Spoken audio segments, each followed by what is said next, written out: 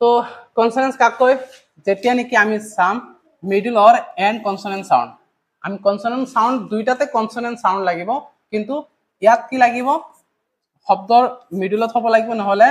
শেষত হ'ব লাগিব তেতিয়াহে কনসোনেন্ট ইউজ হ'ব বুলি কম ঠিক আছে এটি ইউজ হৈছে বুলি আমি কম কিন্তু এলিটারেশন ইউজ হৈছে না নাই হেতু কেনে গম পাম যদি শব্দৰ স্টার্টিংত কনসোনেন্ট সাউন্ড হৈছে বিগিনিংত যদি কনসোনেন্ট সাউন্ড হৈছে একদম ইজি এক্সাম্পল চাই লোৱা যেনেকে মাইক লাইক বাইক